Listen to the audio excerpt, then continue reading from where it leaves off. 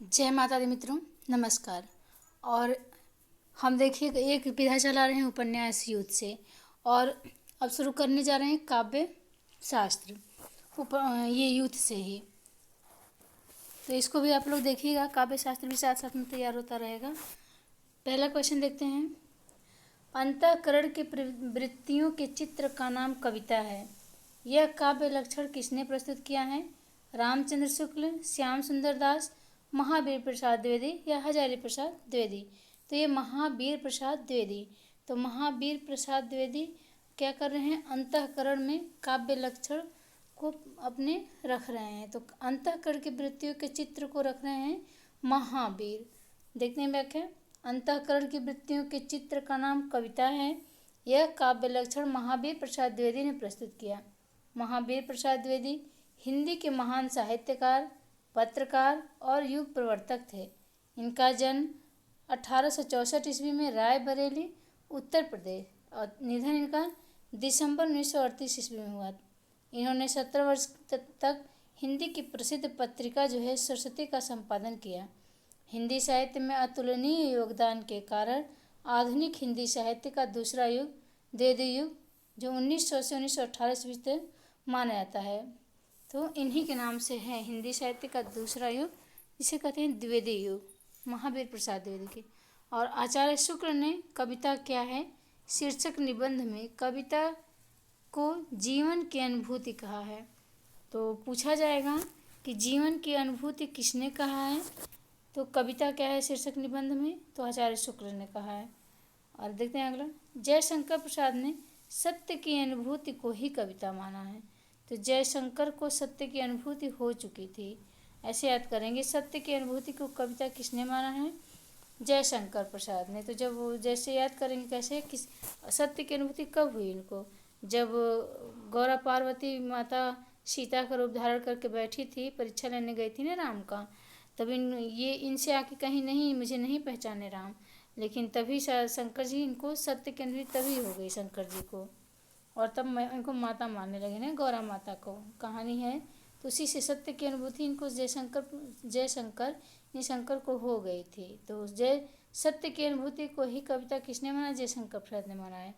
और महादेव वर्मा का कविता कवि विशेष की भावनाओं का चित्रण है। महादेव वर्मा क्या कर रहे हैं? कविता जो है कवि विशेष की भावनाओं का चित्रण बता रहे हैं। अगला क्वेश्चन देखते हैं। हिमाद्रि तुंग श्रृंग से प्रबुद्ध शुद्ध भारती, स्वयं प्रभा समुज्ज्वला स्वतंत्रता पुकारती।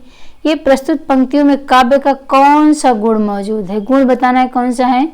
माधुर्य है, ओज है, प्रसाद है, इनमें से कोई नहीं। तो ये ओज है। देखते हैं व्याख्या।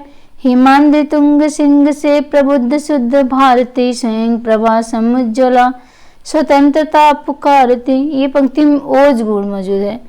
प्रस्तुत पंक्तियां जयशंकर प्रसाद के नाटक चंद्रगुप्त के छठे दृश्य में वीर रस का प्रेरणादायक गीत है।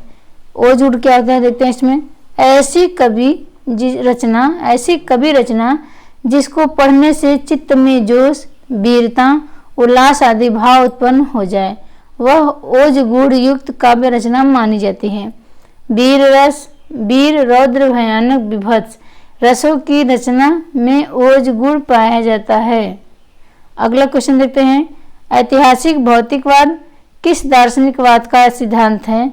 अस्तित्ववाद, मनोविश्लेषणवाद, मार्क्सवाद या अभिजात्यवाद? तो ऐतिहासिक भौतिकवाद ये मार्क्सवाद का सिद्धांत है। देखते हैं व्याख्या बी। तो ऐतिहासिक भौतिकवाद मार्क्सवाद का सिद्धांत है। तो रिचर्ड्स के महत्वपूर्ण सिद्धांतों में एक है संप्रेषण। ईओर आर्मस्ट्रांग रिचर्ड्स के दो सिद्धांत विशेष है, संप्रेषण का सिद्धांत और दूसरा मूल्य का सिद्धांत। संप्रेषण सिद्धांत को संप्रेषणीयता का सिद्धांत भी कहा जाता है। रिचर्ड्स का मानना है कि किसी अन्य व्यक्ति की अनुभूति के अनुभूत करना ही प्रेषणीयता है। किसी व्यक्ति की अनुभूति को अनुभूति करना ही प्रेषणीयता है, रिचर्ड्स का मानना है। अगला देखते हैं, आगे देखते हैं। मूल्य सिद्धांत को कला का मूल्यवाद सिद्धांत या उपयोगितावाद सिद्धांत भी कहा जाता है। रिचर्ड्स ने ब्रेंडले कला के लिए है। रिचर्ड्स ने ब्रेंडले के लिए कहा है कि कला के लिए है। सिद्धांत का खंडन करते हुए कला व नीति का परस्पर संबंध स्वीकार किया है। पाश्चात्य काव्यशास्त्र के प्रमुख सिद्धांतवाद और उसके प्रवर्तक देखते हैं। प्रत्ययवाद अनुकरणवाद सिद्धांत किसका है? प्लेटो का है। प्रत्ययवाद अनुकरण सिद्धांत किसका है? प्लेटो का है। तो ऐसे करेंगे, प से प्रत्यय, प से प्लेटो, और अनुकरण के सिद्धांत हैं प्लेटो। कल्पना सिद्धांत के है कॉलरिज। कल्पना करिए कि कॉल से हम आप सब लोग पढ़ रहे हैं ना, तो कल्पना सिद्धांत कॉलरिज। विखंडनवाद और उत्तर संरचनावाद ये जैक देरिडा का है। विखंडनवाद, उत्तर संरचनावाद जैक देरिडा का। इसको कैसे करेंगे? उत्तर संरचनावाद, विखंडन, जैक देरिडा, ज्यादा देर नहीं लगेगी विखंडनवाद यानी करने में। प्रतीकवाद किसका है? वादलेयर का है। वादल फिर प्लस एयर, बादल एयर। तो प्रतीकवाद, बादल में क्या है? प्रतीक बन रहा है किसी चीज का, कि बादल दिया ना, बादल एयर, बादल लेयर, प्रतीकवाद। तो बादल में प्रतीक बन रहा है। फिर निर्वैयक्तिकता का सिद्धांत एलियट का है। फिर विरेचन, अनुकृति, त्रासदी, ये अरस्तु का है। विरेचन, अनुकृति और त्रासदी इस वाद के प्रवर्तक हैं अरस्तु। अगला क्वेश्चन देखते हैं। निम्नलिखित में से एक रिचर्ड्स की रचना नहीं है। रिचर्ड्स की कौन सी नहीं है? तो the principle of literary criticism. तो the principle of literary criticism ये रिचर्ड्स का है। द मीनिंग ऑफ मीनिंग भी रिचर्ड्स का है, समझना पड़ेगा रिचर्ड्स होने की मीनिंग क्या है। तो meaning of the meaning Richards की है। फिर कॉलरिज ऑन द इमेजिनेशन। तो कॉलरिज ऑन द इमेजिनेशन यानी कि आप लोग जो समझिएगा, call on the imagination, call करने का इमेजिनेशन करेंगे आप लोग रिच लोगों से कॉल करने का इमेजिनेशन करेंगे, तो ये हो जाएगा रिचर्ड्स की हो जाएगा। बायोग्राफिया लिटरेरिया रिचर्ड्स की रचना नहीं है।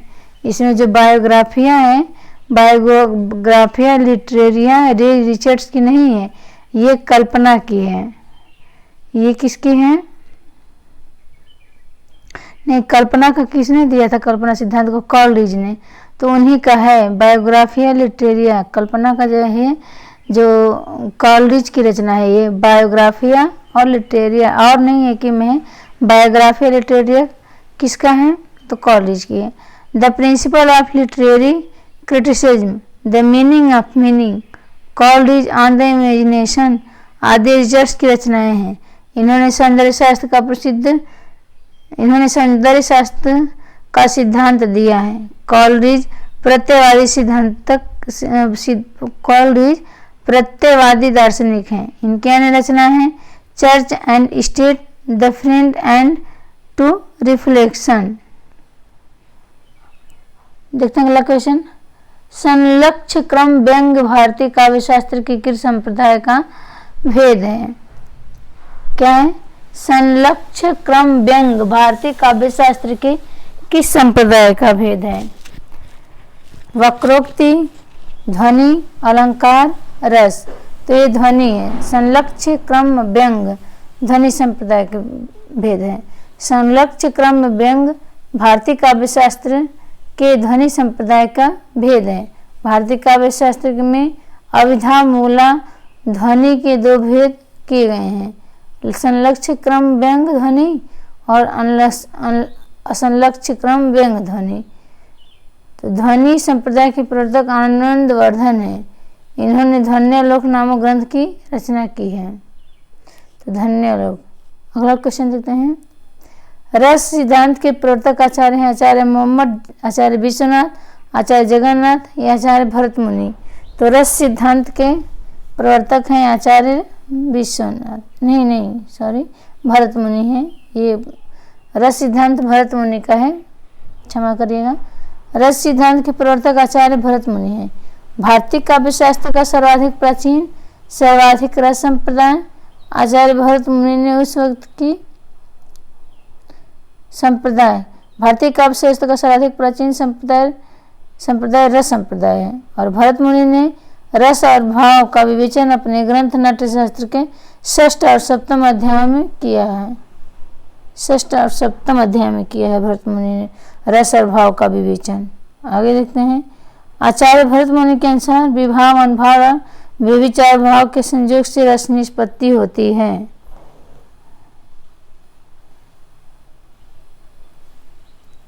आचार्य भरत मुनि भाव के संयोग से रस की निष्पत्ति होती है। आगे देखते हैं।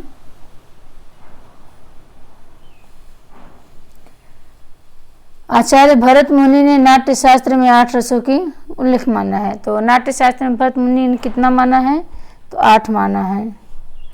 आचार्य मम्मट ने काव्य प्रकाश नामक ध्वनि विरोध ग्रंथ की रचना की है। तो काव्य पे प्रकाश कौन डालती है? हमारी मम्मा, तो मम्मट हो गया। फिर देखते हैं।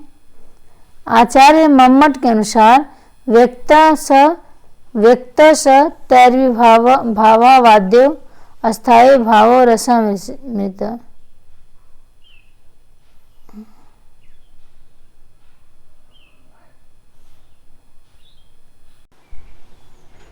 भरत मुनि ने नाट्य शास्त्र को पंचम वेद भी कहा है। तो पंचम वेद नाट्य शास्त्र किसने कहा है? भरत मुनि ने कहा है। आचार्य मम्मट ने रस को ध्वनि के एक भेद असंलक्ष्य क्रम व्यंग ध्वनि में स्थान दिया है। किसने दिया है? तो आचार्य मम्मट ने रस को ध्वनि का जो एक भेद है, एक असंलक्ष्य क्रम था और एक संलक्ष्य क्रम था ना, ध्वनि का भेद। तो जो असंलक्ष्य क्रम है इसको मम्मट ने ध्वनि का जो एक भेद है उसमें स्थान दिया है। इन्होंने रस की परिभाषा इस प्रकार दी है कि इसने मम्मट ने व्यक्त स तैरवी भावावाद्यो अस्थायी भावो रसा स्मृत, यानी ये आचार्य मम्मट का है। व्यक्त स तैरवी भावाद्यो अस्थायी भावो रसा स्मृत। फिर आचार्य विश्वनाथ ने रस को निम्न प्रकार से परिभाषित किया है। ये विश्वनाथ का है। बी से विश्वनाथ हो गए तो बी से विभाव अनुभव हो गया। तो पहले से देखिए बी से विश्वनाथ तो बी से विभाव, तो विभाव अनुभावेन व्यक्त संचारी तथा रसता में तीरत्याधि अस्थायी भाव सचेत साम। आचार्य दंडी के अनुसार माधुर्य गुण रस का पर्यायवाची है। इन्होंने रस की सत्ता का ग्रामत्व दोष के परिहार में भी माना है। दंडी के अनुसार सभी अलंकारों को ध्येय काव्य का परस्पर बनाना है, परस्पर बनाना है। फिर अगला क्वेश्चन देखते हैं।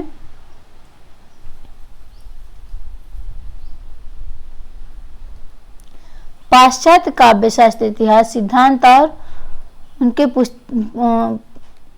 पुस्तक के लेखक doctor Bhagirath, Richards, doctor Nagendra, Babu Gulab Rai. Haryana assistant professor भर्ती में 2010 में आया क्वेश्चन है। तो कौन सा है इसमें? पाश्चात्य काव्य शास्त्र इतिहास सिद्धांत और उस पुस्तक के लेखक हैं भागीरथ मिश्र। भागीरथ पाश्चात्य काव्य शास्त्र इतिहास भागीरथ मिश्र का है। पाश्चात्य काव्य शास्त्र इतिहास सिद्धांत और वाद पुस्तक के लेखक डॉक्टर भागीरथ मिश्र। क्या है? थोड़ा सा कट गया है, देखते हैं। लेखक ग्रंथ साइंस एंड पोएट्री, साइंस में पोएट्री भी, लेकिन साइंस में साइंस पोएट्री रिचर्ड्स की है, रिच आदमी का है। रस सिद्धांत नागेंद्र, तो नाग को हम नागेंद्र बनाते हैं, नागेंद्र जी को नाग बनाते हैं। नाग जो है देखिए मैं ऐसे याद करने के लिए टिक बनाते हैं, उसमें रस बहुत होता है उसके दांत में, तभी तो सबको काटता चलता है। मेरा ध्येय बस याद करना है, किसी की भावनाओं को ठेस पहुंचाना नहीं। तो डॉक्टर नागेंद्र जो है इनके दांत में रस सिद्धांत रस बहुत होते हैं।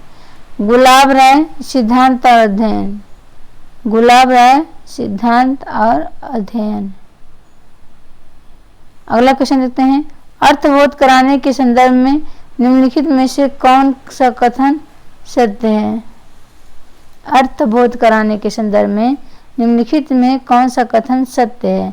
अभिधा शब्द शक्ति लक्षणा पर आश्रित होती है, सत्य नहीं है।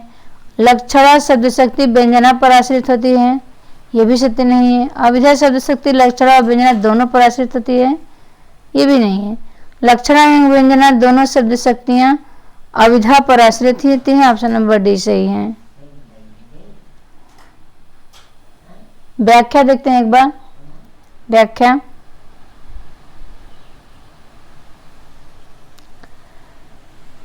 व्याख्या क्या है कि लक्षणा और व्यंजना दोनों शब्द शक्तियां अभिधा पर आश्रित होती है, यही सत्य है कि लक्षणा व्यंजना जो दोनों हैं शब्द शक्तियां अभिधा, लक्षण व्यंजन अभिधा, लक्षण व्यंजन प्लस अभिधा आश्रित होती है। सांकेतिक अर्थ का बोध कराने वाली शक्ति को अभिधा वृत्ति कहते हैं। शब्द के 3 शब्द शक्तियां होती हैं, अभिधा लक्षणा व्यंजना। तो अभिधा से शब्द के मूल यह प्रचलित अर्थात मुख्यार्थ वाच्यार्थ का बोध होता है। लक्षण से मुख्यार्थ से संबंध रखने वाला अर्थ लक्षित होता है तथा व्यंजन से किसी शब्द के मुख्यार्थ में छिपे हुए तथा कथित अकथित अर्थ का बोध होता है। अगला क्वेश्चन देखते हैं, जब द्रास बटालिक टाइगर हिल की सीमा लगी गर्जने, जब सहा दांत लेते हिमगिर की चट्टाने लगी गर्जने, तब जाग उठे ये शेर बब्बर पौरुष हुंकार उठा था, मातृभूमि की बलदेवी पर लहू पुकार उठा था। उपयुक्त कम पंक्तियों में कौन सा काव्य गुण है? ये कौन सा इसमें है काव्य गुण व्यंजित हो रहा है? तो ओज, इसमें देखिए आ रहा है ना, देखते हैं व्याख्या देख लेते हैं, इसमें दिया है उपयुक्त काव्य पंक्तियों में ओज काव्य गुण व्यंजित रहा। पद्यांश में ओज काव्य गुण समाहित है। ओज काव्य गुण चित्त में उत्साह बढ़ाने वाला तथा दीप्ति लाने वाला है। तो पढ़ने से ही पता चल रहा है ना कि उत्साह बढ़ रहा है। एक बार फिर से देखते हैं इसको थोड़ा सा। जब द्रास बटालिक टाइगर हिल की सीमा लगी गरजने, जब सहा दांत लेते हिमगिर की चट्टाने लगी गरजने, तब जाग उठे ये शेर बब्बर पौरुष हुंकार उठा था, मातृभूमि की बलदेवी पर लहू पुकार उठा था। तो उसका ही है।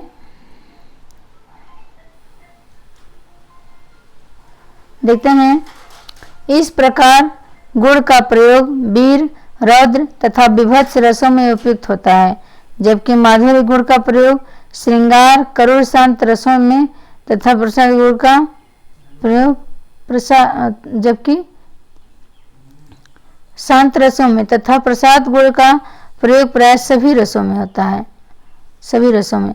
चित्र तुरंग न्याय का संबंध किससे है? तो ये अनुमतिवाद, अनुमितिवाद, भुक्तिवाद और व्यंजनावाद। तो चित्र तुरंग न्याय का संबंध किससे है? क्या है जी? ये अनुमतिवाद से है। चित्र तुरंग न्याय का संबंध अनुमतवाद से है। तो आसन नंबर सी होगा। व्याख्या देख लेते हैं। चित्र तुरंग न्याय, चित्र तुरंग न्याय का संबंध अनुमतिवाद सिद्धांत से। अनुमतिवाद सिद्धांत के प्रवर्तक श्री शंकुक हैं। अनुमतवाद, एक मिनट,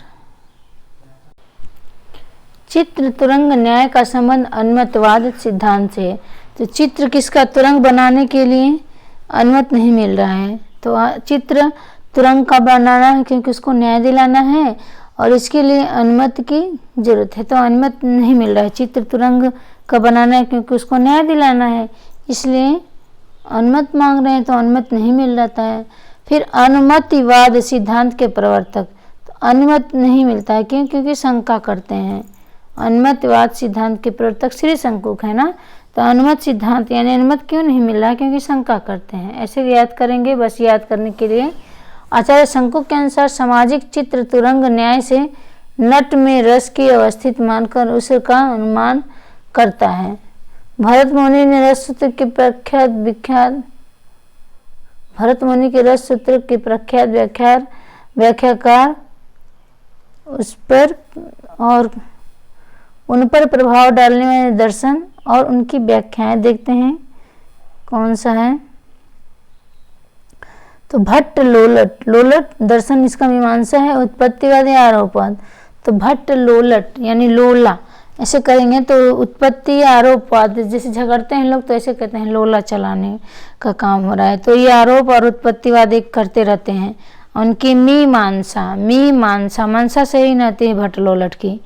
भट्ट, फिर श्री शंकुक, शंकुक थे ना, शंकुक, श्री शंकुक ये अनुमतिवाद सिद्धांत के प्रवर्तक हैं और न्याय नहीं मिलता है, न अनुमति मिलता है न न्याय मिलता है इन्हीं को। किसको? श्री शंकुक को। भट्ट नायक, ये भट्ट नायक यानी नायक की भट्टी चलती है, सांख्य में गिना नहीं जा सकता, मैंने कई भट्टियाँ चलती हैं, सांख्य में गिना नहीं जा सकता। भट्ट नायक आज के प्रवर्तक कौन है? भट्ट नायक के, भट्ट नायक सांख्य दर्शन है और भुक्तिवाद या भोगवाद। भट्ट नायक भोगवाद भी है भाई, बहुत सारी इनकी भट्टियाँ चलती हैं तो संख्या में गिनते नहीं हैं और भोग भी करते हैं, भोगवाद या भुक्तिवाद। अभिनव गुप्त शय का है, अभिनव, अभी नया नया, क्या? अभिव्यक्तिवाद का है, अभिव्यंजना तो क्रोचे का हो जाएगा, पर देखिए अभिव्यक्ति, अभिनव गुप्त, अभी नया नया, गुप्त नया नया का क्या करें? अभिनव गुप्त, अभिव्यक्तिवाद, अभिव्यक्तिवाद, अभी अभिव्यक्तिवाद पहचान रहे हैं क्या? अभिनव गुप्त, अभिनव गुप्त तो हो जाएगा इनका क्या? अभिनव गुप्त का शैव दर्शन हो जाएगा और शिव के पुजारी हैं, और अभिव्यक्तिवाद हो जाएगा इनका। आचार्य भट्ट लोलट को भरत के रस सूत्र का प्रथम व्याख्याता माना है। आचार्य भट्ट लोलट को भारत के रस सूत्र का प्रथम व्याख्याता माना है। देखते हैं अगला क्वेश्चन। प्रसिद्ध रस सूत्र कौन सा है? विभाव, अनुभाव, व्यभिचारी भाव, व्यभिचारी संयोग, दृश्य निष्पत्ति के प्रतिपादक आचार्य कौन है? तो ये भरत मुनि है। विभाव, अनुभाव, व्यभिचारी संयोग, दृश्य निष्पत्ति के प्रतिपादक भरत मुनि है। भरत मुनि, भरत मुनि इसे याद करेंगे ना कि विभाव, अनुभाव, व्यभिचारी संयोग, दृश्य निष्पत्ति के प्रतिपादक आचार्य भरत मुनि हैं।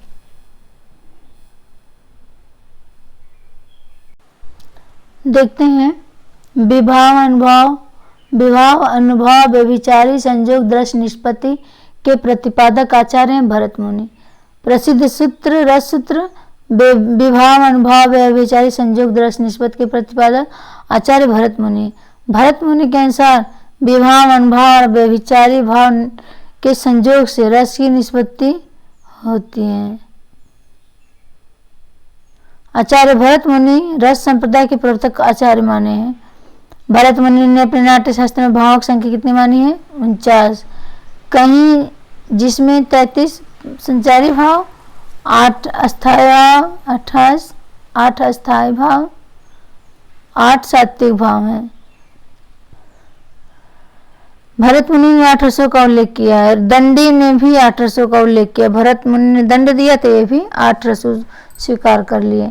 रुद्रट ने अलंकारवादी होते हुए भी रसों के अलंकार से भिन्न मानते हुए इसका विवेचन किया है। इन्होंने रस के अनुकूल रीतियों और वृत्तियों के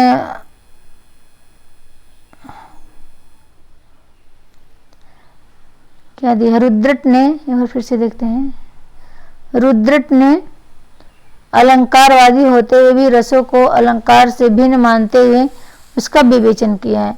उन्होंने रस के अनुकूल रीतियों और वृत्तियों के प्रयोग पर बल दिया है।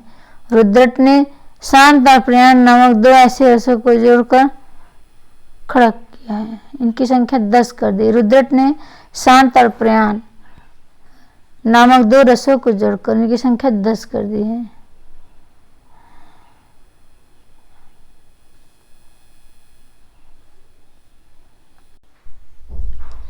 रीति संप्रदाय के प्रवर्तक आचार्य हैं बामन, मम्मट, भाम, दंडी। तो ये बामन है। रीति संप्रदाय के प्रवर्तक कौन है? बामन है। और देखते हैं आगे, रस संप्रदाय के प्रवर्तक ये भरत मुनि है। भरत मुनि है रस संप्रदाय के प्रवर्तक। ओके,